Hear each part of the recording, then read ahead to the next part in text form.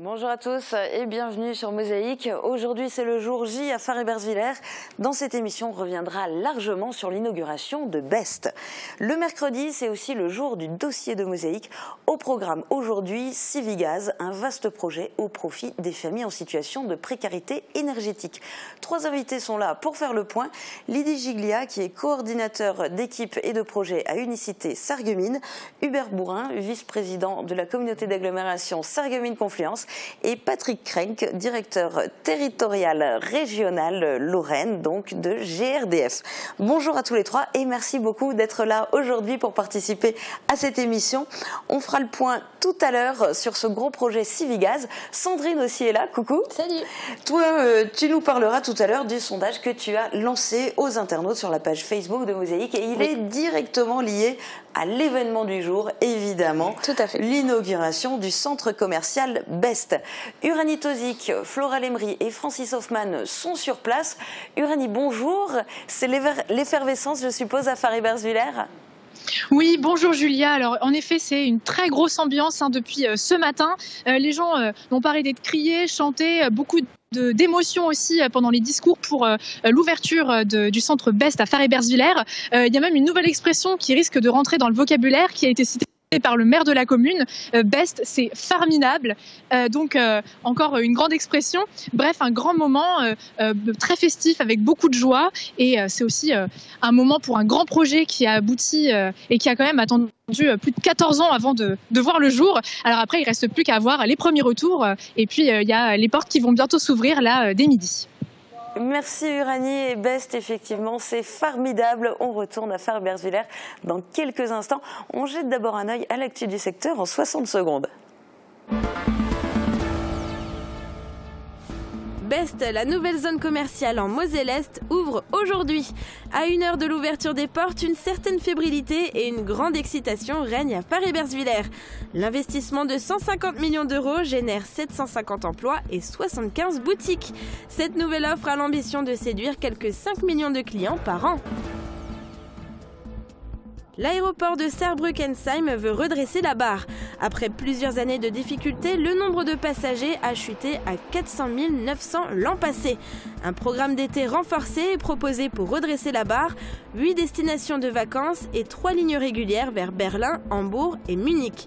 On espère ainsi séduire 400 000 passagers en 2018. Le portage des repas aux seniors, un luxe appréciable mais coûteux. Il est 11 h, Nathalie part de l'EHPAD du Bloberg livrer les valisettes. Le repas est déposé sur la table en prêt à manger. Si une personne n'ouvre pas, elle alerte la famille ou les pompiers. Hélas, l'activité est difficilement rentable et une interrogation se pose sur le maintien du service dans l'État. Périscolaire à Sarreguemines, le système D en attendant. L'OMAP ayant cessé son activité, les familles s'organisent. À l'école de la Blise, les enfants tirent le repas du sac et des parents disponibles et volontaires assurent leur surveillance. Le théâtre de la choucrouterie de Strasbourg à Sarreguemines. Mireille de Plate propose incontestablement un festival d'animation où l'humour est roi. Au casino, on pouvait rire aux larmes avec le spectacle Ein Biges Dine Miges, une production originale qui a remporté l'Opla Award du meilleur spectacle alsacien en 2016. Et vous pourrez voir un extrait de cette pièce tout à l'heure. Sandrine, côté météo, le printemps s'installe ? Pas tout à fait. Enfin, peut-être fin de semaine ou pour ce week-end, oui, mais avant, non. D'accord. Bon, donc pour demain, on regarde les prévisions de Météo France. Avec le Crédit Mutuel, partenaire des grands événements sportifs.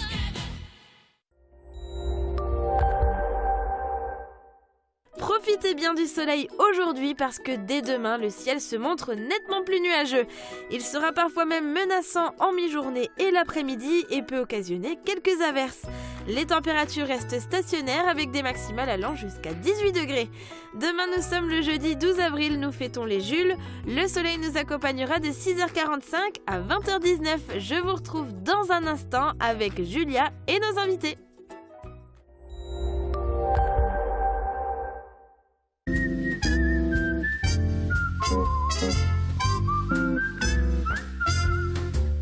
Osez Oseo Cuisine, un service personnalisé avec des prix imbattables toute l'année. N'achetez pas votre cuisine sans passer par Oseo Cuisine.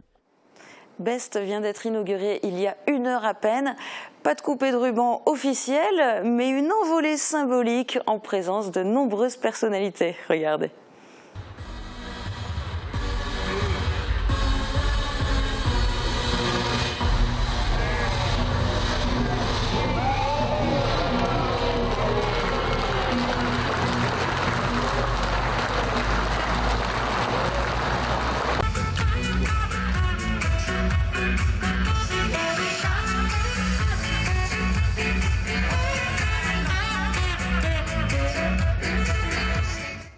Et voici les images en avant-première de l'intérieur de Best avec les chiffres clés de cette réalisation d'envergure.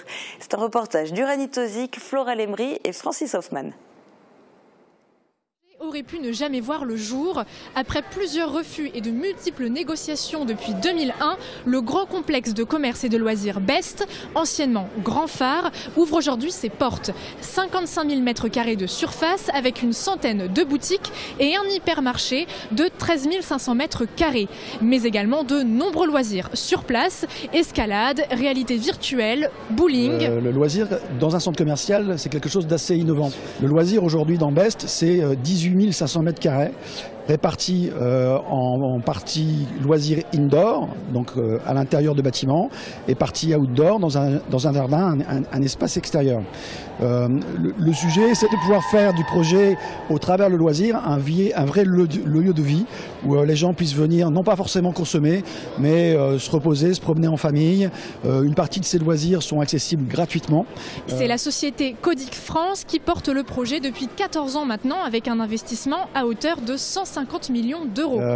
L'idée, c'est que peu à peu, les habitants de la région puissent s'approprier l'endroit.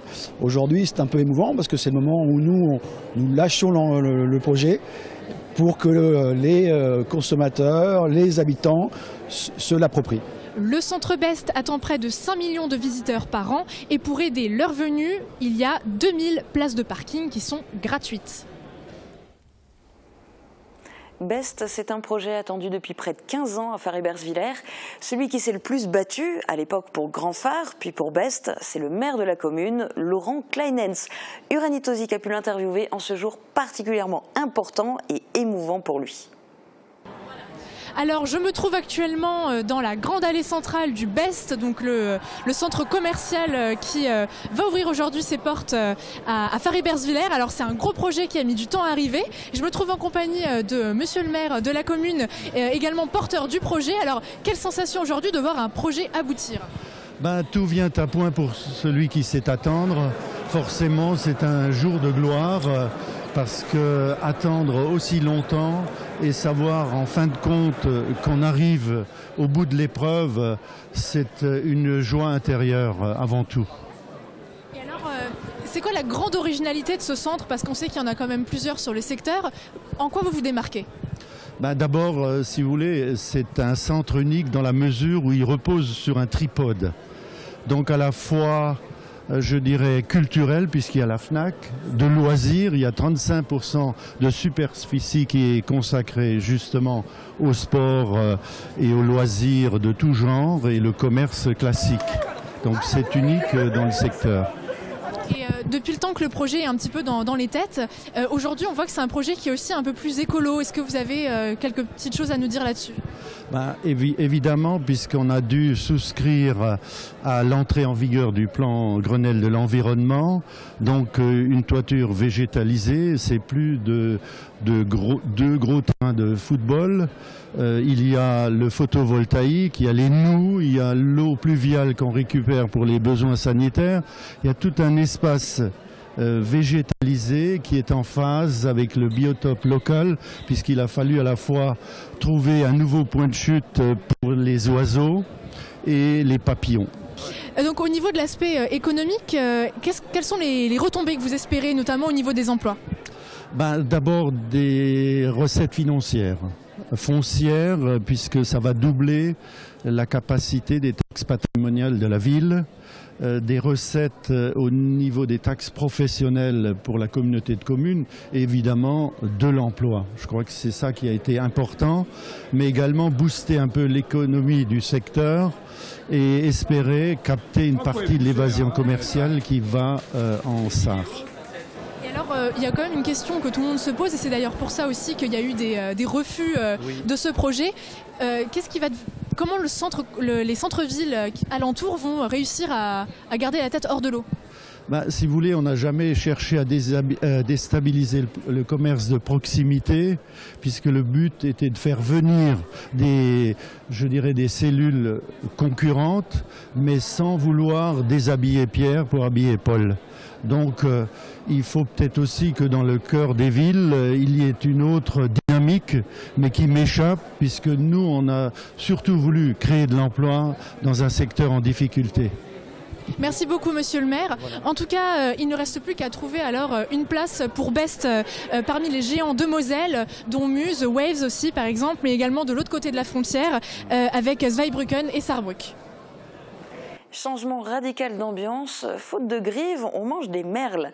Actuellement, à Sarreguemines, on peut décliner ce dicton ainsi, faute de pouvoir manger des repas équilibrés à la cantine, les écoliers qui n'ont pas d'autre solution doivent pique-niquer à base de chips et de sandwichs. Cette solution de secours a été mise en place dans 7 écoles, après la liquidation de l'OMAP, l'association qui s'occupait du périscolaire. Guillaume Dumonteil nous en dit plus. Quasiment du jour au lendemain, la cantine a disparu. Mis devant le fait accompli, les parents ont dû s'organiser. Certains ont pris des jours de congé, d'autres ont dû faire appel à de la famille ou à des amis, et enfin, il y a ceux qui n'avaient pas de solution. 14% des enfants qui fréquentent habituellement la cantine sont dans ce cas. Pour leur permettre de manger, des parents d'élèves se sont mobilisés.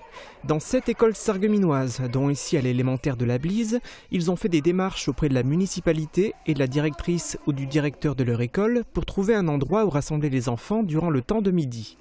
Les parents d'élèves se sont ensuite organisés pour surveiller les enfants à tour de rôle.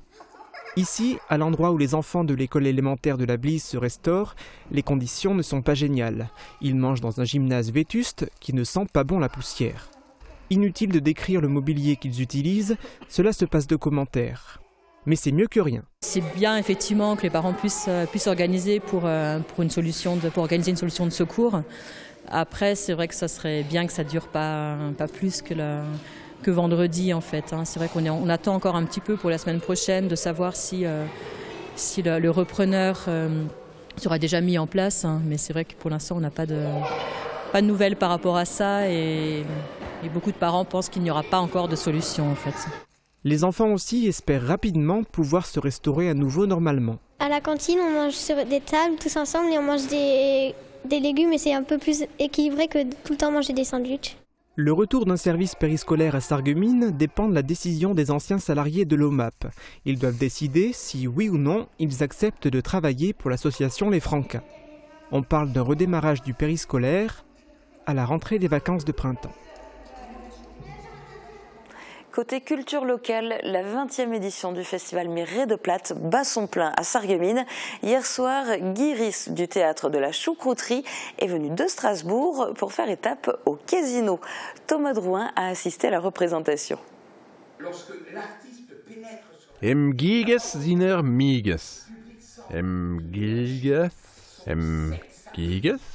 Vous l'aurez compris, avec un titre aussi imprononçable pour un non-dialectophone, nous avons ici affaire à un spectacle du festival Mireille de Plate.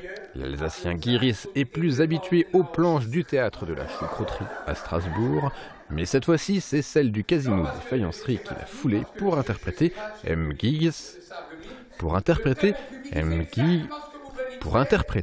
son spectacle. Une représentation pour laquelle il a particulièrement soigné son entrée.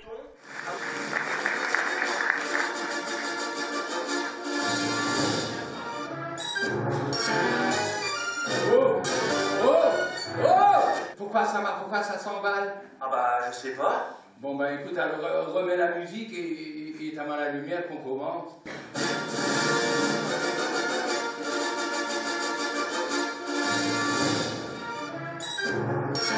Arrête, mon Sléchton. Quoi? Arrête. Bon, écoute, on va laisser tomber la musique, de toute façon ça s'emballe, tout le monde a compris. Oui. Hein? Je vais sortir, je vais te redonner moi-même la musique. Oui. Comme ça tu sauras quand allumer.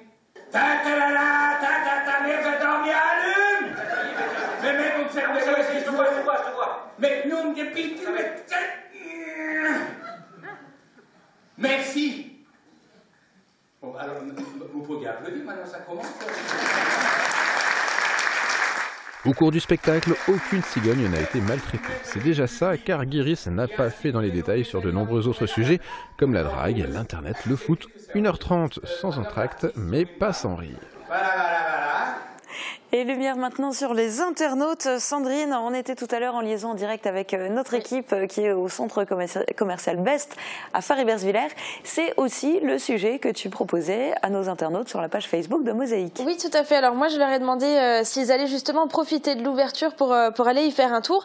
Et sur 300 votants, il y a quand même 75% qui ont répondu non. Alors en fait, moi j'ai trouvé ça un peu gros quand même. Et en fait, quand on regarde dans les commentaires, on comprend que ça concerne uniquement le jour de l'ouverture, parce que Laetitia nous dit beaucoup trop de monde, on ira plus tard. C'est pareil pour Régine, elle nous écrit certainement pas avant quelques semaines.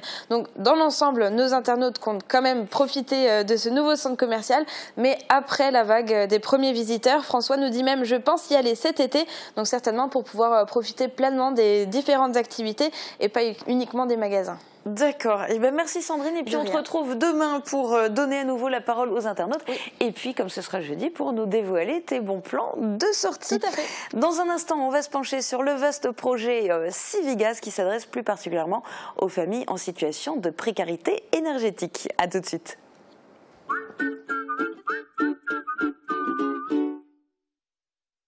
Profitez du moindre millimètre pour aménager vos rangements. Pratique, esthétique, ergonomique et en totale harmonie avec les autres pièces de la maison. Refusez désormais les compromis. Avec Schmitt, composez votre intérieur comme vous le souhaitez, au millimètre près.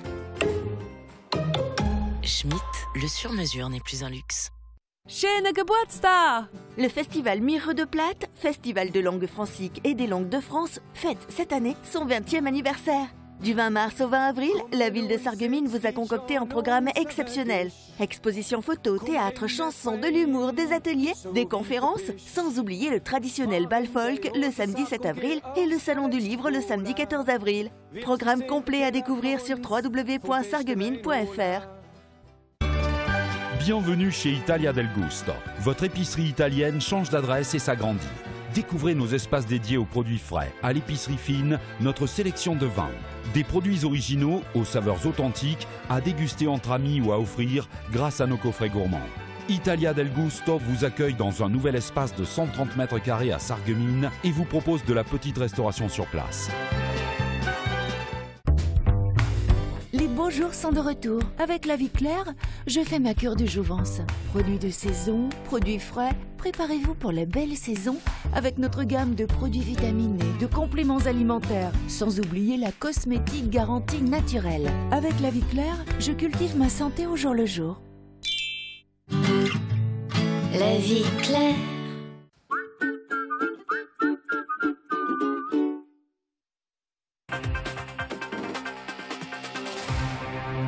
Il y a un peu moins d'un mois, les 3 entités que vous représentez, Communauté d'agglo, Sarreguemines Confluence, GRDF et Unicité, vous avez signé un partenariat. C'était la signature officielle. En réalité, Civigaz est déjà en place depuis plusieurs mois sur le territoire de la Communauté d'agglo de Sarreguemines. Alors vous allez pouvoir nous en parler en détail, mais je vous propose de regarder d'abord cette animation vidéo.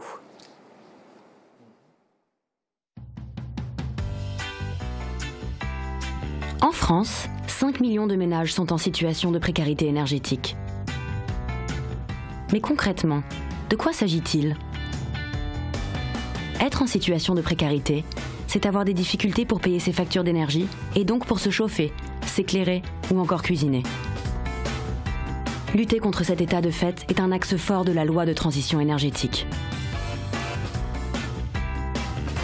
Pour ce faire, les collectivités, les acteurs locaux se mobilisent pour trouver des solutions, notamment via la mise en place de politiques énergétiques.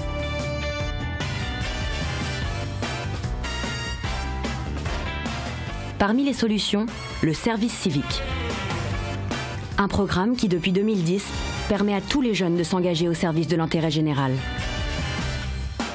Avec 3 mots d'ordre: volontariat, sens du dialogue et motivation.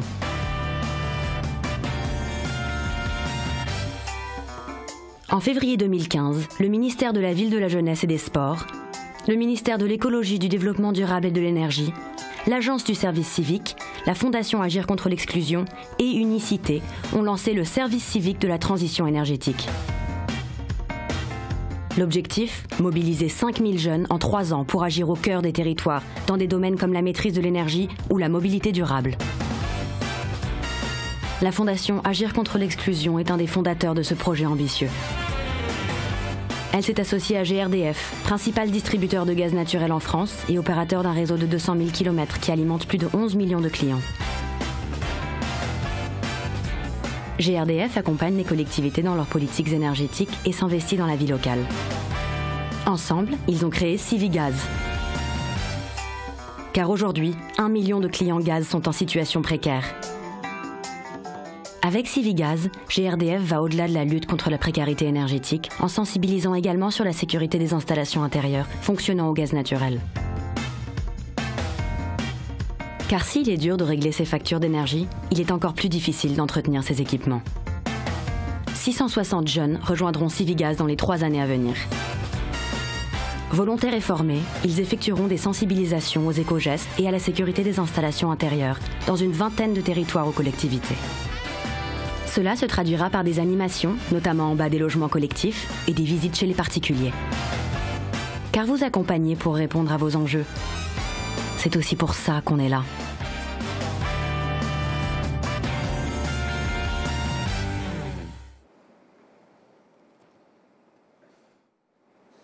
Hubert Bourrin, pourquoi avoir décidé, ici, au niveau du territoire de la Casque, de mettre en place ce projet national Civigaz ?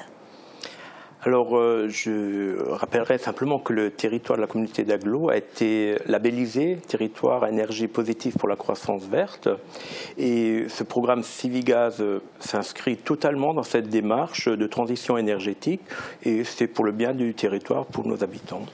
Alors pour nos habitants, mais ça s'adresse à qui? Parce qu'on dit que c'est en priorité pour les familles en situation de précarité énergétique, mais est-ce que c'est réellement seulement pour ces familles-là et est-ce qu'il y en a beaucoup sur le territoire de la Casque? Effectivement, le territoire qui a été ciblé par Civigaz, c'est plus un territoire sur Sarreguemines, plus des endroits localisés sur Sarreguemines où ils ont démarré leurs actions. Mais je pense que Lydie et M. Crenk seront plus à même de parler du territoire. Nous avons recentré un peu au niveau de la communication, on les a orientés et après c'est eux qui ont fait ce travail. Parce que quand on parle de foyers ou de familles en situation de précarité énergétique, ça veut dire qui, comment on les détermine, quels sont les critères qui dressent la liste?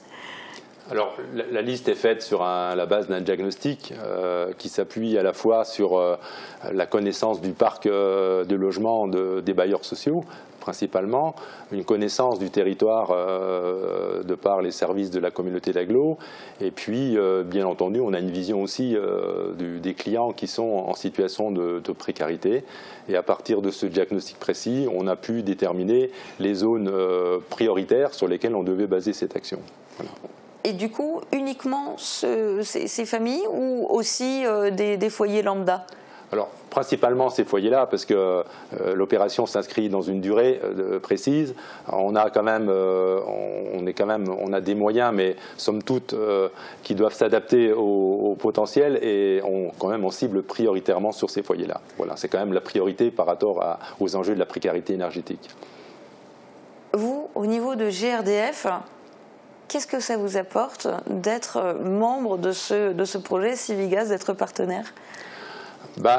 On a deux intérêts et des enjeux, mais surtout des intérêts. Déjà, si on a cette vocation d'être un expert de l'énergie gaz, de par notre mission, on est avant tout aussi un acteur clé de la transition énergétique et on voulait être aux côtés des acteurs engagés et je peux souligner tout l'engagement des acteurs de la communauté d'Aglo depuis un certain nombre d'années qui, au travers d'actions structurantes comme le plan climat, climat nous ont associés à cette démarche. Et pour nous, c'était vraiment l'occasion d'être une opération vraiment opérationnelle et d'être avec des opérateurs communicités qui œuvrent tous les jours sur le terrain. Voilà, c'était vraiment cette volonté. Alors justement, parce que sur le terrain, ce ne sont pas des agents GRDF qui vont à la rencontre des habitants, qui font du porte-à-porte. Ce sont des jeunes qui sont en service civique.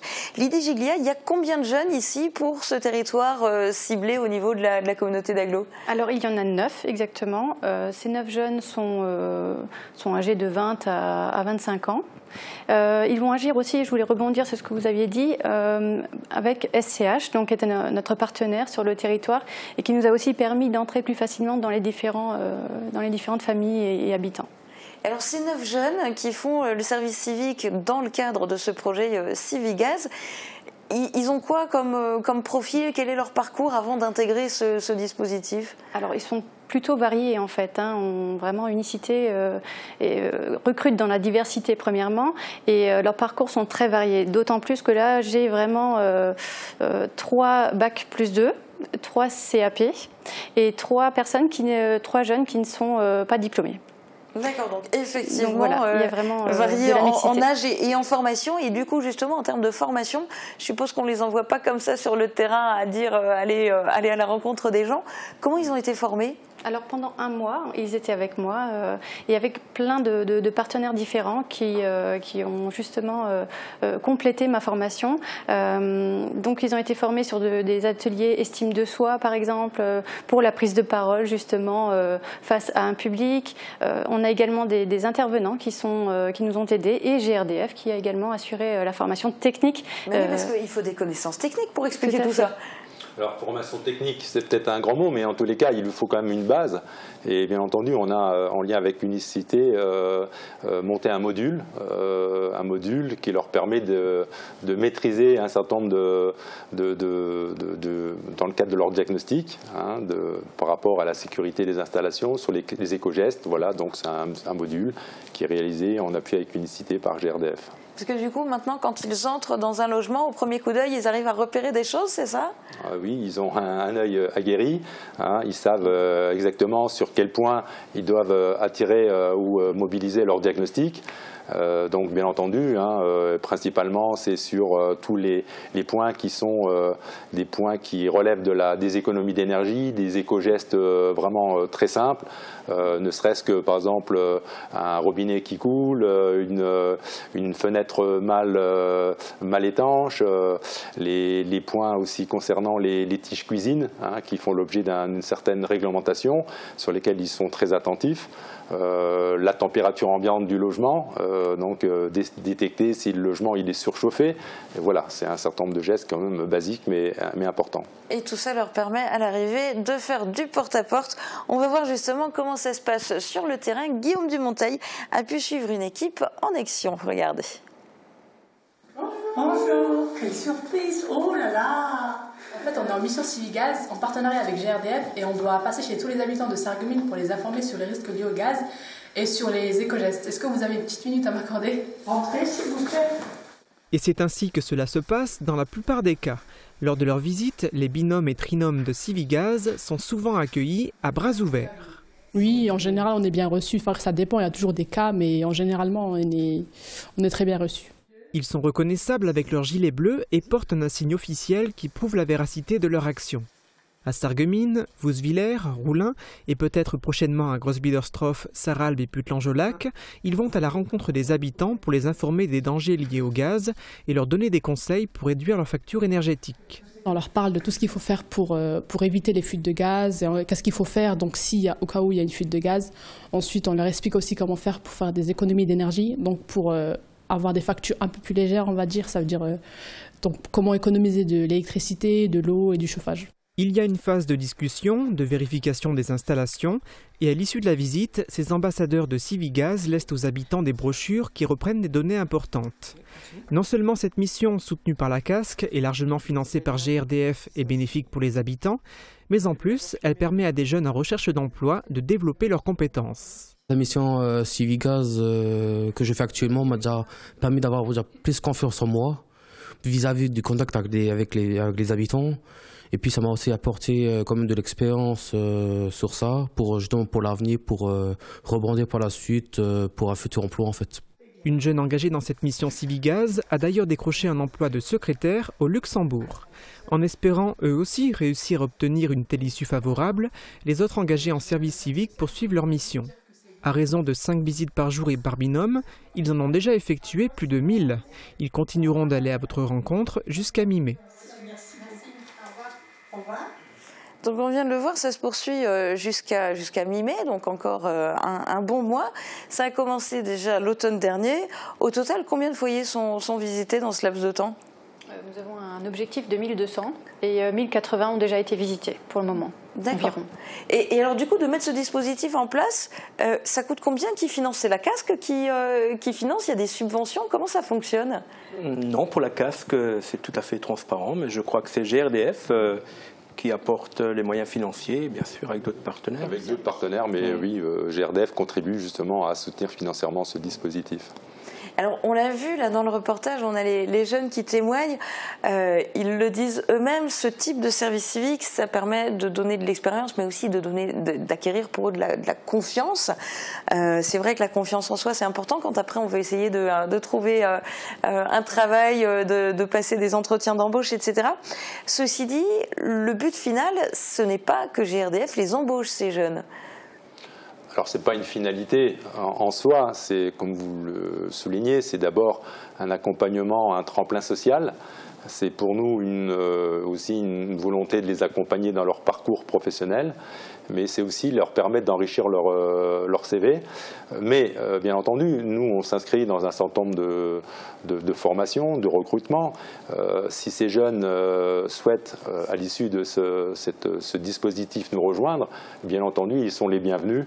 Et GRDF, régulièrement, et cette année particulièrement, par exemple, embauche plus de 700 alternants au niveau national, ce qui représente à peu près un volume d'une vingtaine d'emplois en alternance au niveau de la région. Et ça peut être aussi un tremplin pour eux. Ils sont les bienvenus. Ça fonctionne effectivement comme tremplin. Ça on disait dans le reportage, il y en a une qui a trouvé un emploi. Alors, qui n'a rien à voir, mais ça lui a peut-être donné un coup de pouce. Ça apprend simplement aussi à apprendre des habitudes de travail qu'ils auront par la suite. Donc c'est vraiment un plus dans tous les cas. Et pour les foyers, parce qu'on le voit, l'idée c'est à la fois de donner des conseils en termes de sécurité, mais aussi en termes d'économie d'énergie, vous l'avez détaillé tout à l'heure, mais au-delà de cette information qui est apportée dans les foyers, la casque a en fait aussi mis en place une plateforme de la rénovation énergétique de l'habitat. Oui, plateforme que nous avons rebaptisée Service Clé, Confort, Logement, Économie, avec une chargée de mission, Margot Steiner. Je n'ai pas son numéro de téléphone, mais j'aimerais bien qu'on le communique. Donc c'est un service qui est totalement gratuit et neutre. Donc ça marche d'une manière très simple. Il suffit de le téléphoner, elle se rend sur place, et elle fait le diagnostic et elle apporte un conseil gratuit pour les aider à rénover leur habitation. C'est un service qui est destiné à tous les particuliers, propriétaires ou bailleurs.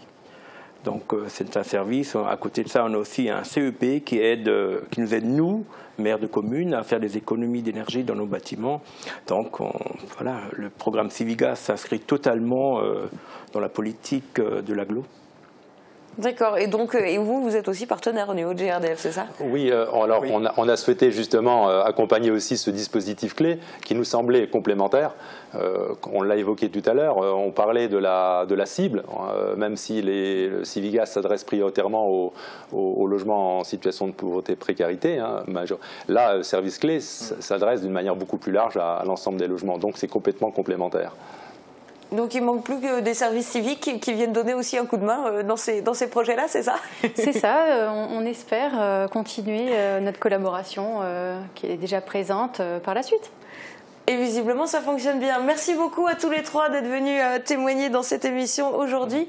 La semaine prochaine, le dossier de Mosaïque sera consacré au centre-ville de Sarreguemines et aux actions menées par l'Union des commerçants pour le dynamiser.